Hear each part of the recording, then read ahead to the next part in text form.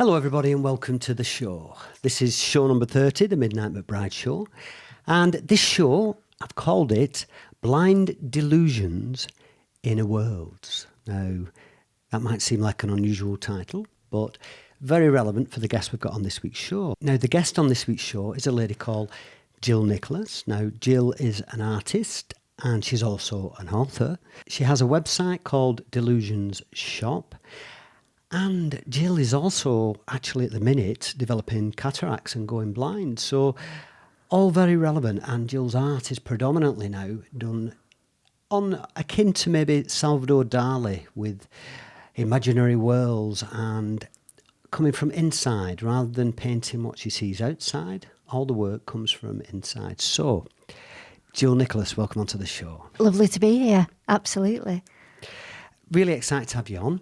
We had the pre-show chat and we talked about a number of topics, and I thought this is going to make a really good show because it's fascinating how your art comes about. A lot of people do portraits and they repeat what they see in the external world, but your art comes from within, and it must be quite a disturbed place. It looks it. I looks it. Looking at the work, my recent work, it does look it. But I did start doing the portraits. I did start doing the landscapes, painting what was real, what was in front of me.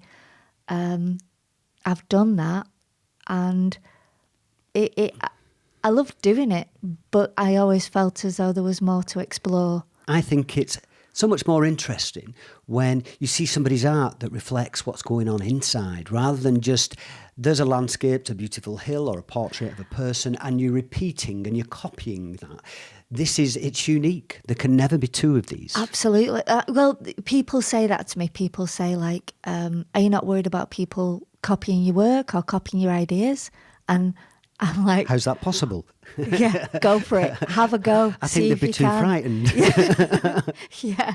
But it's that when you look at the work I'm doing, if someone was to say, oh, yeah, I'll paint that, I've already moved on. People say to me, what's your favourite piece of work? And I'll say the next one. Yeah, exactly. As soon as they're done, they get put to one side and I'm on to the next one, because it's an outpouring of thought and an outpour of process and the reality of now. I'm not repeating a picture because it looks nice. I described this as in a different way for me, because it's not art, it was writing at one point, but you had the universal energy flowing through you at 100 miles an hour. And if you stem that flow, I get very agitated, frustrated. I need to let it out. And so the second I've done a project, as soon as I've finished something, it's already evolved to the next thing. And like, people will read the book, the first book I wrote, From Pills to Peace, and they'll reference it and ask me about it. But that was 2 years ago. I'm a different person now. 2 years. You know, so just disappears, doesn't it? In fact, the last 10 days, I've had an exhibition on in the Northern Quarter in Manchester. And I've also just been helping out my mum at her house. And I haven't painted or drawn for 10 days. And yesterday I had to get back to the easel. I was itching. It was starting to really, you feel panicky. You feel like something's missing, like you need to get something down. It's like turning a tap off and then the pressure builds. The pressure does build, definitely.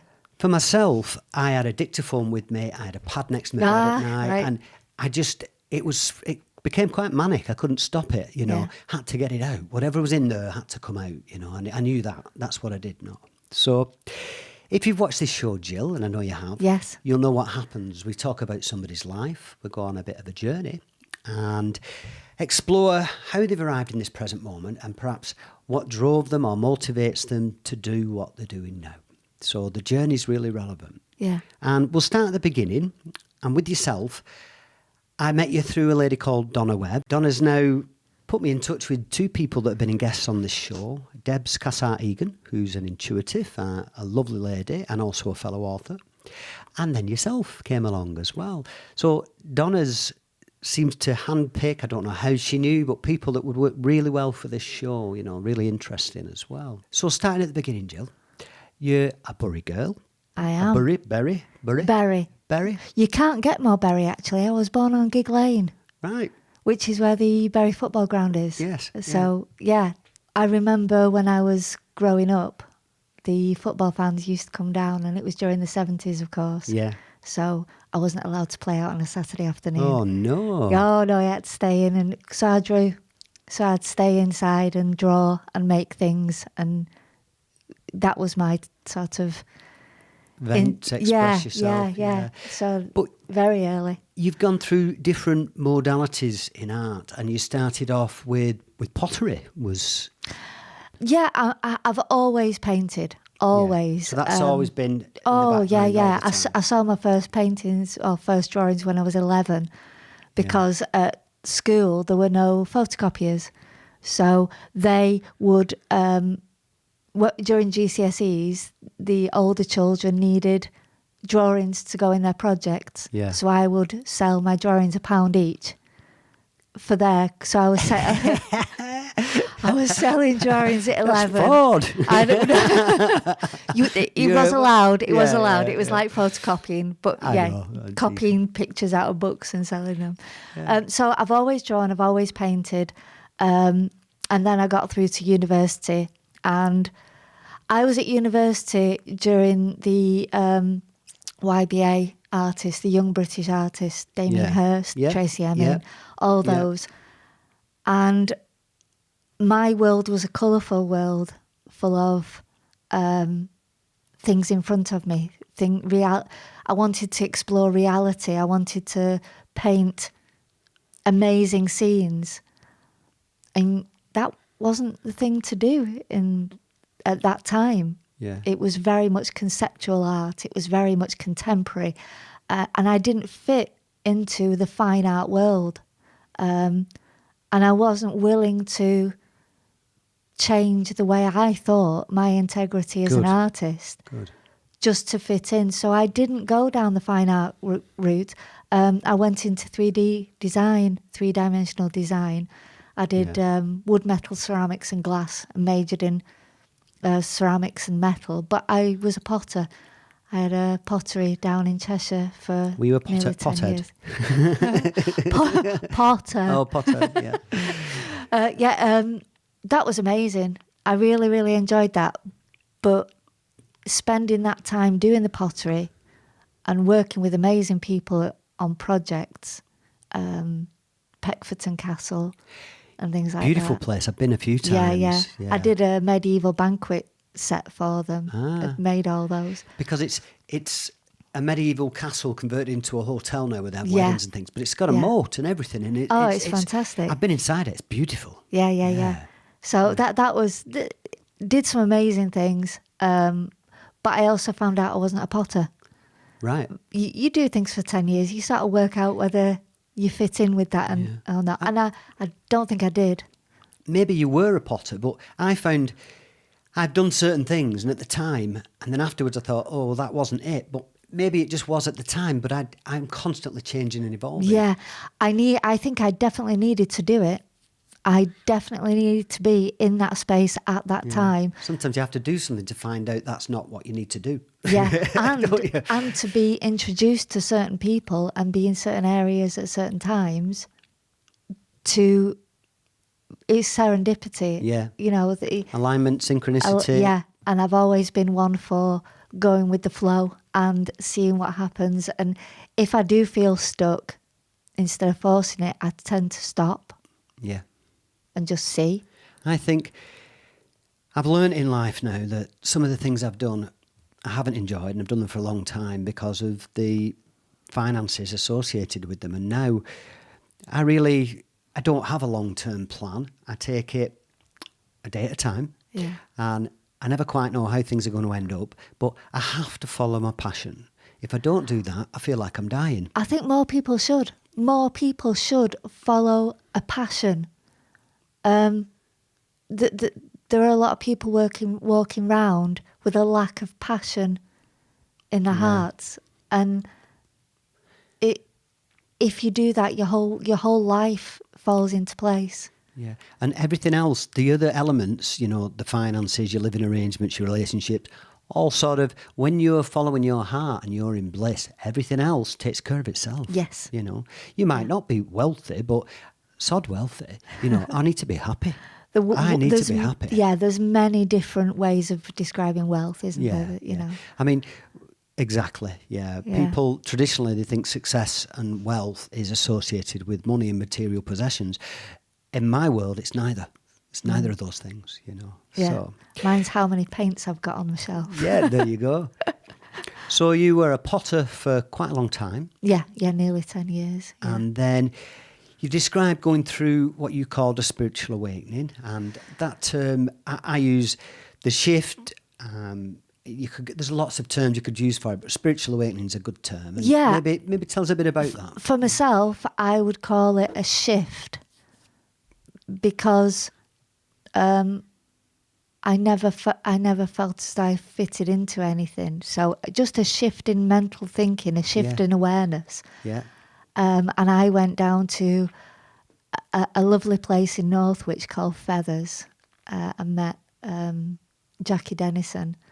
And she had this place where they did awareness courses, they did Reiki, they did meditation for relaxation, which is where I started. Yeah. I started with meditation for relaxation.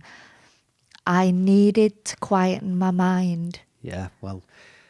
And that's where it all started. And then things started happening. It was like if I needed something, it appeared. Absolutely, yeah. And I was sat in my pottery, and I had an amazing urge to go and buy an airbrush. Yeah. Why would you think, oh, I need to go and buy an airbrush? But it was an overwhelming urge to go out and buy an airbrush. So I went into a shop the art shop in Northwich, and I bought an airbrush, a compressor airbrush, quite an expensive one. It wasn't like, it was a few £100, a bit of an outlay, but I thought, no, I really need to do this. And I brought it back and I started painting, and I didn't stop. And and people were coming into the pottery to do pottery, and I was like, oh, another one, I need to go and do some pottery now instead of my painting. And it started off with fairies, phoenixes, if that's the plural for phoenix, I don't know. Quite ethereal paintings where I was just, it was like an outpouring of, I must have done 50 or 60 images of just having to pour out these drawings of captured emotion. And people really resonated with them and said, oh my God, and it would make people emotional it whilst they were sounds looking like at them. all these images that are coming from inside that, you're not replicating something else means that there's a lot of magic going on inside here. But it didn't feel like they were inside.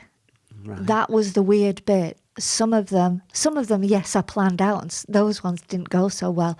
But some of them didn't feel like they were coming in from inside me. Some of them felt like they were just arriving, and I was just drawing from an not from. I don't want it to sound like, oh, I'm channeling and things like that, because I don't feel. No one's ever said, yes, you're a channeler, or yes, you do this. Yeah. And I don't want to say, oh, yes, I am something, because I have no idea. You don't have to define yourself. Exactly. Yeah. I don't like to define myself. My work will do that. Do you know what I mean? Wayne Dyer always used to say, who, by the way, termed the phrase the shift. Yeah, right. And Wayne Dyer always used to say that anybody that has ever done anything really significant or great will tell you that they didn't do it. They were just a vessel or a channel, and something else was behind it. Yeah, it felt like that. Universal energy, God, you can call it whatever you like, but there's something more. Yeah, it got to the point where I really needed some plastic sheets to make some masks. So you lie that on, spray over the top, and it makes a shape. Yeah. You cut them out with scalpels and things, and I really needed some. Couldn't find any in a local shop. And by the side, I kid you not, by the side of the road, on the floor, were a pile of plastic sheets. You know, the like the backing off folders. Yeah.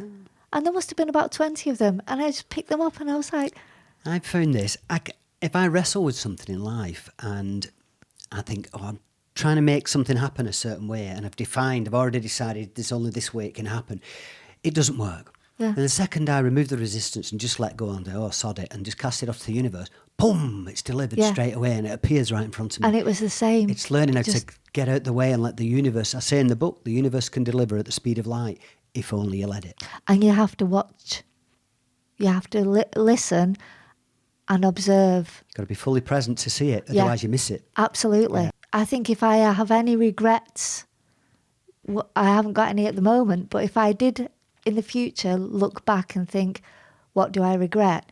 It would be not being present enough to see opportunities.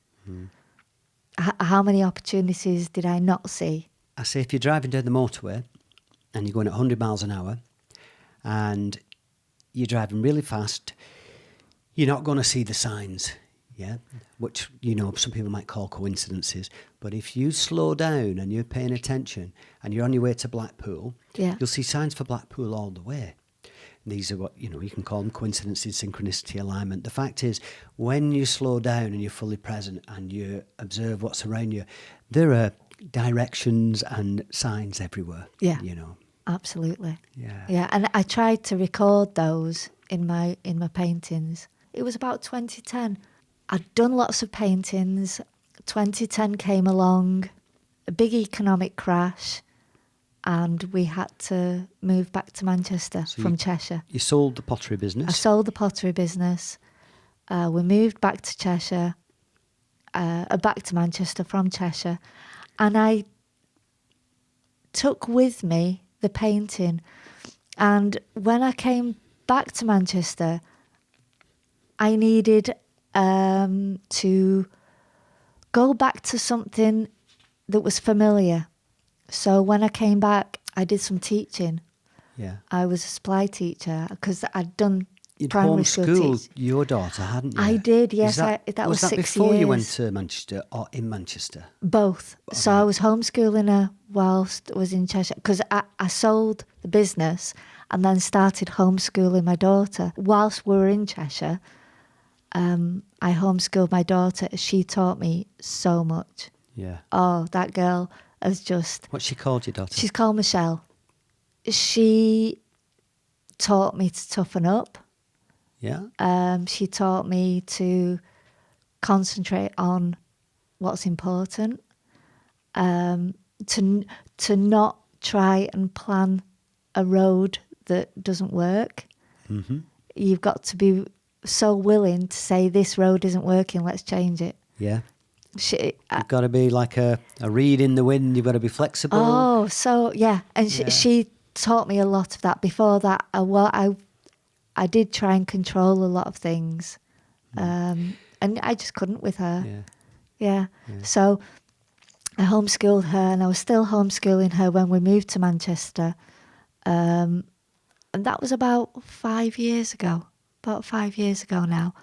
And so that's when I did a bit of teaching, and then the painting started again. Yeah. Now, if anybody looks at your business page or your Facebook page, your personal page, they'll see pictures of you dressed up as what I'd call an orc furry, something along these lines, where you're quite flamboyant, you've got these pointy ears on and various other things. So this is the Furry, F-A-E-R-Y festival, is that right? The spelling F-A-E-R-Y Yes. is more of a traditional way of looking at F-A-I-R-Y. Yes. Fairy with the spelling F-A-I-R-Y. And this varies from person to person. Yeah. The whole image of fairy, which is, you could do a whole show on that. Yes. Yeah. It's like crazy. But the whole image of fairy, to me, wasn't Tinkerbell and little winged cartoon characters. It was darker, it was more energy, it was a more spiritual thing. And to actually see it as Faery helped me connect to the natural energies of that idea rather than I went things. to a festival about 2 years ago now, and I did some meditation talks and classes at this festival. Yeah. And there was some Faery furries there. And there was a furry fallout because one of them was talking about being a furry. And then this other lady said, you know, what do you know about being a furry? I've been a furry for 20 years. And then there's this big to-do, like a little to-do. And You don't mess with fairies. No, You don't. No. And I thought, you know, I was trying to spread peace, love and light, and there was a fairy war going on. But I was quite shocked, actually. But then I was ignorant and I was educated a little bit, and I found out a little bit more about it. Yeah. And yeah, it's not always, obviously we've got the Disney version where you've got these cartoon characters and it's all pretty and the tooth fairy. But if you follow the roots of Faery back a bit further, it's a slightly different story. Yeah. You know. Yeah, I started going to the festivals. The energy started coming through with the airbrush paintings. And like yourself, I started looking more into it. And the Celtic mythology behind the Tuatha De Danann, I think I've pronounced that correctly. Say that again. Tuatha De Danann, the Irish Celtic mythology. And even parts of the Mabinogi and the Welsh, the fairy stories in there as well. And they fascinated me as well. And I wanted to know more. I wanted to meet like-minded people. So I started going to fairy festivals, one in particular in Cornwall. Yeah. It's a Three Wishes fairy festival. And that's where the ears and the Looks good dressing fun. up. Yeah. Oh, it's absolutely fantastic. You and can you go your down hair there. all up as well, didn't you? With the dreads all. Yeah. You can go there and leave the modern world for a bit. So the first time I went, I took my daughter, and up until that point, she had been a very stressed child, a very intense, very stressed child, through no fault of her own. She was just trying to find her way in the world. And I took her to this fairy festival, and all of a sudden this child exploded and became a person and was playing with other children. And it felt like the whole festival were looking after each other. She could say, I'm just going to go make some fairy wings. I'm just going to go and make a wand. And you're like, fine, I'll see you in a minute. And that's exactly how it was. Oh, freedom. Absolutely. And it's freedom for adults and children.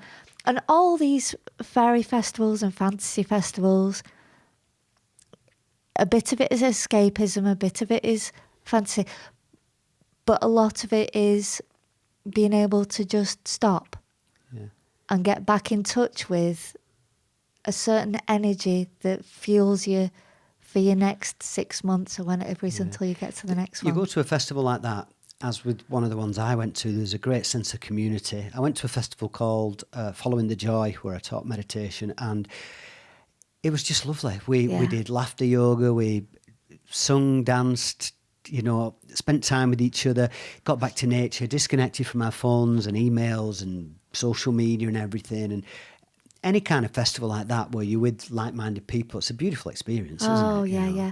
It was actually at one... I mean, before these fairy festivals and me doing my airbrush paintings, by this point I had like 70 paintings, something like that. And I hadn't intended to do anything with them. I didn't feel as though I was good enough to do anything with them. I was just enjoying myself with them. And I went and did a workshop with an artist, Linda Ravenscroft. Brilliant. And she was doing, I'll never forget it. It was boiling hot. It was under a horse chestnut tree. And we were sat on blankets and we were drawing. She was trying to get us to look at drawing what wasn't there. So you look at the tree, you look at things around on the ground, and then imagine what they were on a fantasy level. So you look at the tree, you see a face in the tree, so you exaggerate the face and make it a reality. And this sounds like the birth of your, what do they call it when you in art you go through different periods. And your Salvador Dali period, which is what you're in now, I'd say. Yeah, you know? well, it basically, looking back now, it's magical realism. That's the art genre that taking realism, putting a magical element in it, magical realism. Yeah. And I did a few drawings. People around me were doing drawings as well. Theirs were amazing. And people were looking at mine saying, that's really good. Yeah. Have you done this before? I said, yeah, I do drawings and stuff. And then Linda came over and said, you should be doing this. You should actually be doing this. And at that point, I thought, do you know what? If Linda Ravenscroft is telling me I should be doing this, maybe I should. Maybe I should. Yeah. Because she is, I mean, she's such an amazing artist herself. She's international now. And she was definitely someone I looked up to, which is really strange because when she started out at the same craft centre where I did my pottery. Ah. So we both had exactly the same starting point, but met up 7-10 years later at this fairy festival. Is this the point where, at what point did you do the children's book that you wrote? Did you do this? Yeah. From that festival with Linda, I went back and I immediately started doing mind, body, spirit fairs. I got all my paintings. Yeah. I had prints made of them all. Booked onto a couple of fairs going, what am I doing? I have no idea what I'm doing. The people who took me on as guest or as a stall holder were so amazing. So they just helped me, very supportive, and they were saying, you're going to be great. You're going to be great. This works really good. You have no problems whatsoever. So it was the support of the community, of the people around me, that got me over my fears of not being good enough to actually get off and do this. So I was doing those, and that's when I started getting ideas for doing a book. It was a book for the magical realism I'd been doing. The thing that Linda told me to do, of seeing a tree, drawing it, and then taking it to a different place. I was taking my daughter up to a campsite in the Lake District called Church Style Woods, or Church Style Campsite. And in Church Style Campsite there is a woods, and we'd walk round and we'd look at different parts of the woods and say, what does that look like? And we'd tell each other stories about what was in the woods. All this is explained in the foreword, the first chapter. So is the book, it's a children's story, but obviously with your art in the book as well. Yeah. So when I was walking round, we'd get back and then I'd draw, just to entertain her, entertain myself. I'd draw the creatures that we'd just met walking around the woods.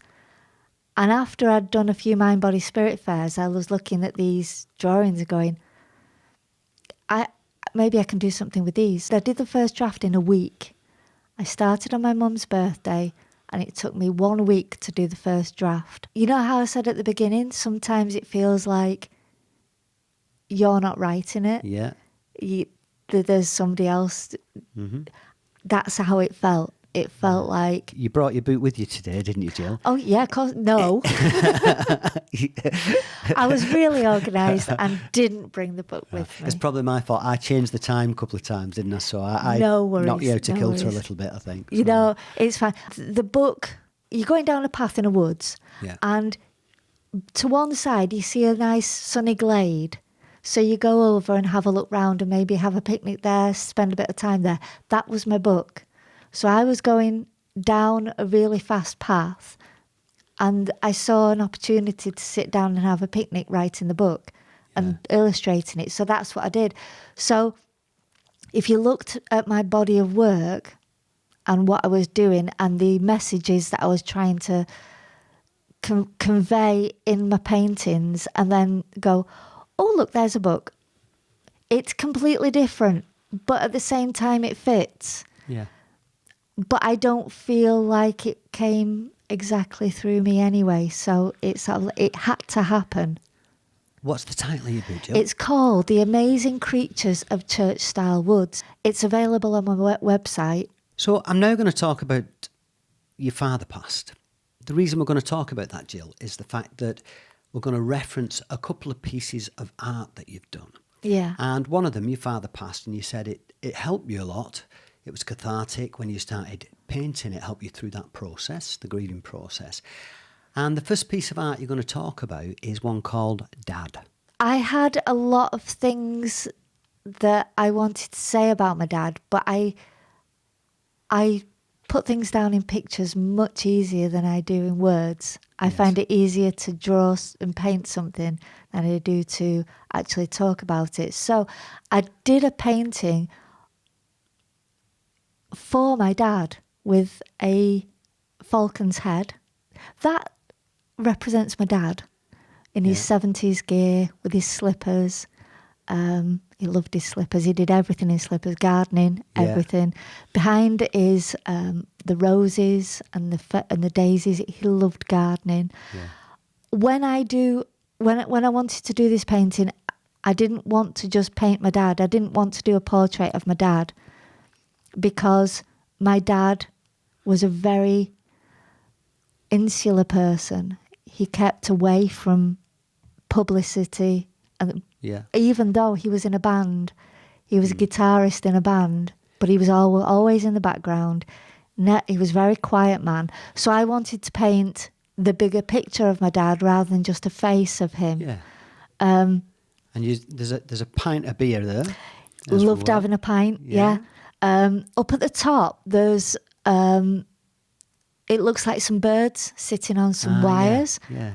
Those represent the music, bar music, sheet music, and the birds sitting on the Telegraph wires, are the first two bars of Albatross. Right. Which by Fleetwood That's Mac. Down, da, down, down, da, da. It's a really slow guitar piece of music. It's beautiful. Yeah. And he played that with his band.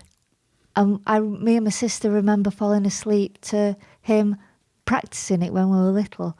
Yeah. So it was a very important piece of music to us. And we actually played it at his funeral as well. Yeah. There is a huge steam train going across. You can't miss the steam train. That's at the top, isn't it? Yeah. Yeah. He was a bit of a nerd for his steam trains. Yeah. He was a train spotter. Yeah. And we mercilessly teased him for being a train spotter. But he did. He travelled all over to go and visit different steam trains. I think it's a beautiful piece of art, and I also think it's a great way to celebrate somebody's life, you know. Yeah, yeah. There's a gap in the railings. I think I do need to explain that bit. There's a no entry sign with a gap in the railings. That summed up my dad. If there was something he shouldn't do, he went and did it. Yeah. If there was a gap and there was signs saying no entry, he'd say, I wonder what's going on the other side of there. And he'd have to go in and have a look. Yeah. So that escaping into a different place, I've used that in the painting to show that he would go to the Lake District, the lake with Great Gable at the end. Yeah. He'd go fishing. He'd do these gardening. All these things would be a way of getting away. And his music, of course. He obviously liked connecting with nature. Oh, very much so. Yeah. The second piece of art is called, and it's a bit freaky, it's called Mower Cake Vicar. And it's very relevant to maybe a lot of things that are happening right now as well. So say the title for us, Jill. Mower Cake Vicar. Oh, Mower Cake Vicar. Mower Cake Vicar, okay. And maybe tell us a bit about this piece. Okay, so this is more relevant to where I'm going with my work, which is looking at reality and how people are coping with reality and how people are expressing their realities. Here we have a picture of a lady who has probably just been asked, "Are you okay?" Yeah. And she's going, "Yes, I'm absolutely fine." And she looks manic, doesn't she? This Yeah. woman is not okay. On closer inspection of this painting, there are eyes behind the curtains. Yeah. There's a locked door. The apples are rotting on the plate. Fairy cakes have wings. The fairy cakes have wings. This lady is not coping very well, but No, pretending. she's pretending. She's covering it up. She's more cake vicar. The baking cakes, giving cake away is her way of saying everything's fine. Yeah, I yeah. don't need to deal with it. Everything's fine. People use routine or some of their actions and they attach themselves to them and they use that to hang on to sanity almost. Yeah. You know, and what we talked about, which I thought was interesting prior to the show, is the fact that a lot of people don't want to know the truth about certain things. They want to stay in the bubble, and it's much easier to have blinkers on and they don't want to know. And this is that kind of thing where somebody's pretending everything's fine, it's okay, and underneath it's clearly not. Yeah. But the thought of addressing that issue, it could be like, a good analogy for this probably is in a relationship. Some people stay with the partner way too long because they're frightened of being on their own and what's on the other side, so they pretend everything's okay and it's not. Yeah. What I want to do with the paintings, I mean, these paintings are coming from constant sources in my head, which I have sketchbooks, and as soon as something comes in, it goes in a sketchbook. I carry one everywhere. And then I pick out ones that I think would make, or not that I would pick out, I pick out ones that I need to do at that moment. Yeah. There is a need to paint certain pictures. I'll flick through and one will jump out that needs to be painted that day. And as I'm painting them, I really want people to see a painting and go, actually, no, that's not a nice painting. Makes them think, definitely. Yeah. So they see a nice, colourful image and go, oh, and then look in and go, oh, no. Yeah. And at that point, I want them to start thinking, what could this be about? And then that can relate to something that's going on in their own lives. People resonate with my images. You either get what I'm trying to say or you don't. And I understand that not everyone will look at my paintings and say, I get that. Some people will look at all of them and not get any of them. I think the pieces that I've seen today in the studio that you brought with you, I look at them and at first you think, oh yeah, it's pretty. And then I look and I think, actually, what's going on there? What's all that about? And some of them are a bit twisted and a bit strange and stuff, but I like that. I like unusual pictures that have got a message, you know. Rather, I don't want everything to look exactly like it does on face value. I want to look into it, you know. Which is exactly where we are at the moment. That what you get at face value doesn't exist anymore. The whole world isn't face value. Yeah. That's disappeared. I'd say in the last 10, 20 years, that whole... Well, actually, the whole point is I don't think it's ever been face value. No. This idea of putting up masks, putting up images of that you want people to see that are hiding the reality. It's a human trait that can be so damaging to yourself and those people around you. It's funny how society's changed, because if you go back to the 40s and 50s and even go further back to Edwardian times, and people pretended everything was fine and they had this facade as this family unit, when really, you know, there was a lot of domestic violence and abuse and lots of things going on. Now, people are talking about things that we didn't years ago, you know, and if you're a single mother and you've got a baby, that's fine. Did that 30, 40 years ago and, you know, you were an outcast. You hid it. Yeah. Yeah, and Well- it's wrong. But in other ways, they didn't have social media then. And a lot of people, social media can be very damaging. And a lot of people portray an image on social media that's complete fabrication. That's not true at all. It's so true. It's so true. The other thing, the other thing about the social media side, even though people are portraying what isn't real, because it is so intrusive, it's getting harder and harder to put masks on. Programs like Catfish, Yeah, that I've seen that. they yeah. take away and say, no, there's somebody else behind the facade. That's what I want to do with my paintings. I want them to be a starting point for people to think, do I need to put up a facade? Am I putting up a facade? Am I actually putting forward an image that isn't what I am? Before, when you asked about fancy dress, Yes. why do you wear the fancy dress? I wore fancy dress when I was selling my paintings.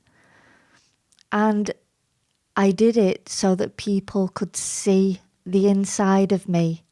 Yeah. I wanted my inside to match my outside. If I'd have turned up in a jeans and T-shirt, That's not you, is it? No. people would say, how the heck does this person paint those? Yeah. But if I'm coming and I match my outside to my inside, might not be everybody's inside, but people could say, yeah, oh yeah, I can see you painting these easy. I love fancy dress, by the way. Yeah. I've been in fancy dress at many parties, and I like a little shock factor as well, you know. Yeah, but it's a way of expressing yourself. Yeah. Yeah, and there needs to be more of it. But I think it's very important that people express their true selves and don't use it as a mask to cover up their true selves. So we'll move on a little bit now, Jill, and I'm going to tell everybody at home, if they want to buy one of your pictures, they need to take out a remortgage or or a bank loan.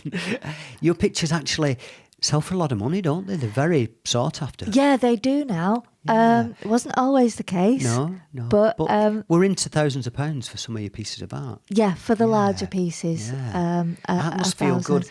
Just to be, and I don't mean in the fact that the quantity of money, I mean to be valued. I want to be true to my buyers. Yeah. I want my buyers, they're important to me. People who they're supporting me. They're not just buying my work, they're supporting me, they're supporting the way I think. And I want to be true to them, and I want to support them back. Reactions are important.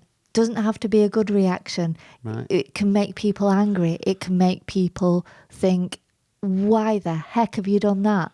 Yeah. I want to make people react. I do, from a money point of view, I sell more prints and merchandise with my images on, Yeah. because not everyone's got a space for a 1.5 metre by 1 metre painting of something that's a bit surreal. My husband doesn't want some of these paintings in the house, hanging on the walls, because they freak him out completely. He doesn't like masks and he doesn't like dolls. He's a very real person. Yeah. So anything with a mask over it and things, it freaks him out a little bit. So he's like, don't put that one in the bedroom. Don't put that. Well, I can imagine, yeah. I wouldn't like more cake vicar in the bedroom. No, exactly. Because that's, it's a bit freaky. It's brilliant, but it definitely, I have a reaction to that face. Yes. You know? But some people say that's had enough of a reaction for me to want to own that. I want to own that painting. I want to own the original. And it's been done with the airbrush paintings. The one in particular, an absolutely fantastic lady who makes amazing clothes, bought one of my airbrush paintings before it was dry, because she resonated with it so much. It meant so much to her that she wanted the original. She didn't want a print of it. She wanted to own the one that I'd put the energy into, because original paintings, they're not just an image. They hold your energy. Yeah. The exhibition I've just had in Manchester, people came they've seen all the paintings on online, but they came and saw them in the flesh, as it were, Yeah. and were blown away and said, I can't believe the difference between seeing it on a screen and being in front of it. They hold part of me. Each original piece, you put a lot into them, and that's what you're buying. And you're not just buying the art, you're buying the 40 years of process that went into it as well. Yeah. You're getting the full deal. Maybe now, Gill, we'll talk about the fact that I called this show Blind Delusions, and I'll just explain briefly, and then I'm going to ask you about it. But you've got cataracts, so you're going blind. It's operable, Yeah. so it can be fixed at some point, but your vision's deteriorated, and so the art you do. Who knew that you would then flip to this particular type of art where you're taking what's inside and visualizing it, putting it on canvas so that other people can see it, and slowly the veil, the curtain from the outside world is coming down upon you. So it's almost like, in a way, your subconscious knew this was going to happen for a while, and so you started doing this surrealist, what's the correct term, magical realism. There we go. Yeah. Magical realism. And it is turning more into surrealism, which is more fantasy, because recording the real world is getting much more difficult. As I've got fast growing cataracts, so whereas age cataracts take years to grow, the one in my left eye has taken a year. I noticed a deterioration only 12, 18 months ago, and now my left eye is pretty much useless. Right. So I am actually waiting for the operation to get them done. Well, as long as you can still see in front of you to actually paint, Yeah. you can keep painting, because you don't need to see the mountains or the sea or the birds No, or the that's it. trees, That's because it. it's coming from inside. Yeah, yeah. And sorry, Jill, go on. So what I started doing, I stopped looking at what was in front of me because it was getting more difficult, and started concentrating more on the world in my head. And it felt very strange that I had such different parts of my work. I had work, portraits, landscapes, where I was copying the world in front of me. I was drawing what was in front of me. Then I had these paintings where they were just shapes. There was nothing there. I was just using colour to get abstract shapes down. It wasn't even magical realism, it wasn't surrealism, it was abstract. It was putting the paint where you feel as though it needs to go. And then I had the surrealism, which was more fantasy and dream, my inner feelings, paintings from dreams, images from dreams, and the magical realism, which was the realism mixed with images from my head. I thought, what ties these together? What ties all these different, vastly different drawings and painting styles? And then I thought, what ties them all together is I'm recording reality. I'm recording what I am going through now. And then I thought, right, so if I take all these paintings and I made a scale called the delusional scale. Right. I wondered if we were going to get to this. Yeah. Yeah. And say on the left side of your delusional scale, you would have reality.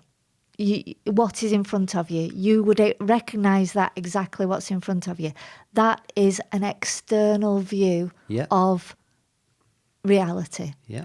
The abstract, where you're just picking up colours because they feel right and throwing them down and making shapes because that's where your hand wanted to be at that time. On the right side would be an internal view of reality. Yeah. You've got your internals and your externals at either end of this delusional scale. And then everywhere in between, you can fit all other pieces of work. Mm-hmm. So all these pieces of work that I was doing were my reactions to reality, depending on where along the delusional scale I was accessing reality. Mm-hmm. So if I was accessing reality as viewing from it, it would be at the externals.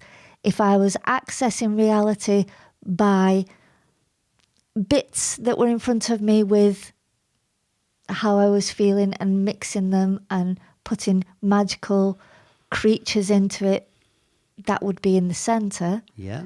The surrealism, the way I think about dreams, things like that, that would be more towards the internal. And then you've got your I don't think you could actually get pure internal. Because you'd have to be external to do it. So Yeah. there's a little bit of a catch-22 there. Absolutely. Isn't there? And you could never get completely external because there's always something of yourself going you've into always it. got how you feel at that moment, your mood, your emotions. Yeah, that's why it had to be a scale. There was no hard and fast rules. It had to be somewhere.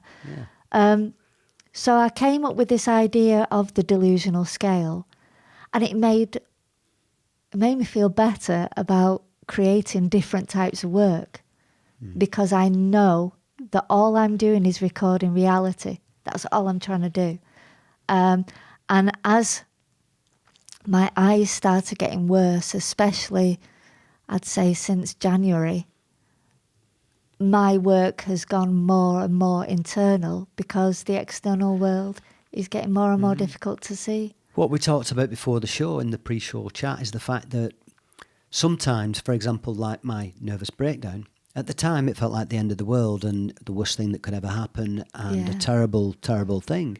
A few years later, I realised it's the best thing that ever happened to me and it saved my life. So in the same way, you having the cataracts has shifted your art into a certain direction possibly and made you, you become more internal. To think of when I got told about it last November and I got so upset thinking, oh my gosh, this is it, I'm not going to be able to do it. It's changed, but as I've always done, I try and go with the flow. Yeah. I try and not fight against something that's obviously happening. The beautiful thing about it is that it is operable. Yes. You can have this experience, good or bad, or, you don't know what's around the corner, but that your vision will be repaired at some point. I think that's the thing that I can look forward to. But it also makes me realise how difficult it must be for people who haven't got that option. Yeah. The thought of this being permanent, I couldn't even think about that. Any one-way street's always frightening.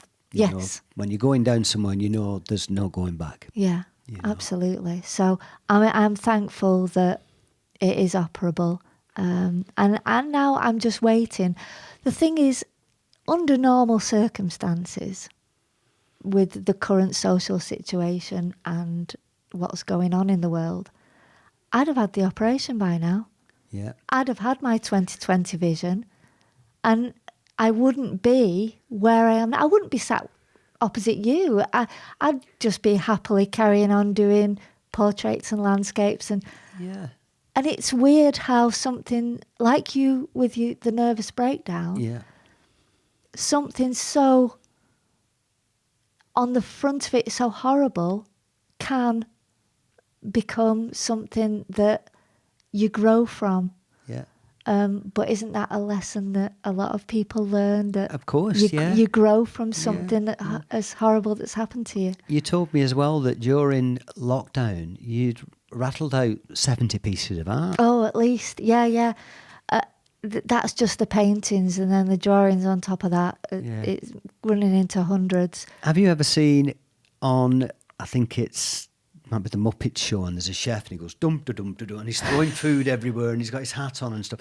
I imagine your house when you're prolifically doing these paintings and paint on the walls and you know, covered in paint and everything. I just imagine it being chaos. It is. Yeah. It is. At one point, my husband, because I was finishing canvases and putting them on next to the wall in the bedroom, and at one point he was having to climb in the bed because No room. There was no room. There was no room for him to get. Sleeping stood up. So basically, I've had to hang a lot of paintings on the walls. But then, of course, lockdown eased a little bit, and I could get paintings into exhibitions.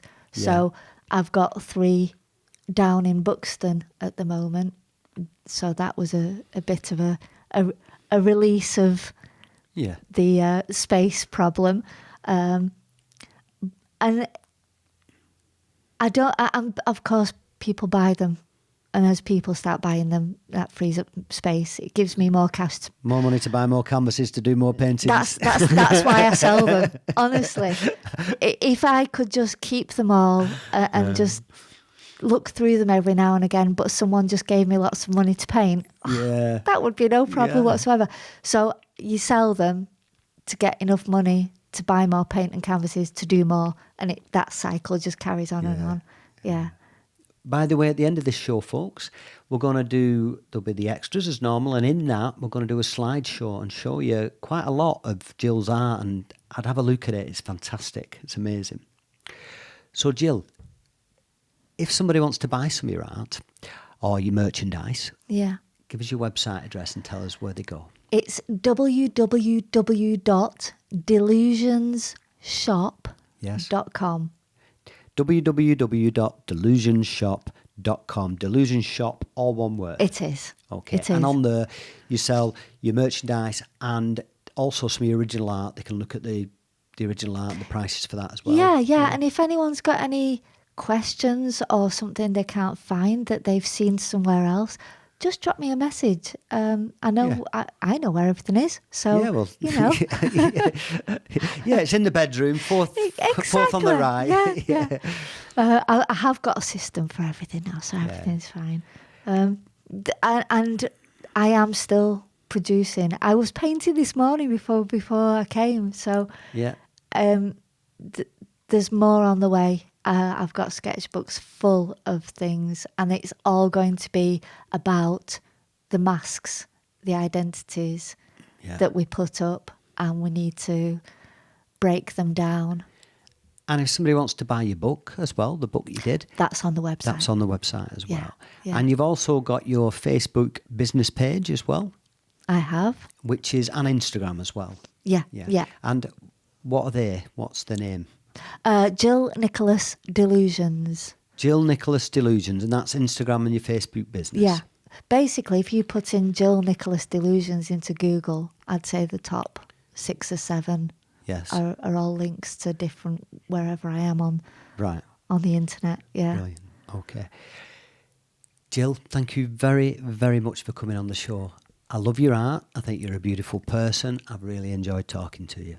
You as well, Patrick. It's been a fantastic experience, and it's been lovely to be able to express what I'm going through and my reality at the moment. Yeah, well, these are the kind of shows I love to do, where somebody comes on, like yourself, and we get to find out what's going on, how it all works, you know, because when you see your art, people are going to be curious. People are going to say, what the bloody hell? How's that happened? You know, and then they'll meet you and it'll all make sense. Yeah, that sums it up, definitely. Yeah, it's been an absolute pleasure. Thank you, Patrick. Okay. So, folks, I'm going to leave the show with a quote from my book, the first book, From Pills to Peace, by me, Midnight McBride. And this quote, again, is by me, Midnight McBride. This is actually the quote on the back of the book. It's one of the main quotes in the book, and I don't use it all that often, but I think today it's relevant. And the quote is, when you think from a beautiful garden, you will see flowers everywhere. And that is, when you think in a certain way, that will be your experience of the external world. So if you can get this right and start to think positively, with correct thought, and start to experience joy and bliss, life will be one beautiful, wonderful journey. You can watch this podcast out twice a week. It's on Sunday and Thursday on this YouTube channel, and you can just click subscribe so you'll get all the episodes automatically. Then 3 days later, this goes live on the audio podcast on iTunes, Amazon, Spotify, Podbean, etc. You can buy the book From Pills to Peace in Kindle version, paperback version, or the audio book on Amazon, and in numerous other places as well. You can watch the radio show every Monday night from 11 till 12 or midnight till midnight on Salford FM, 94.4 FM.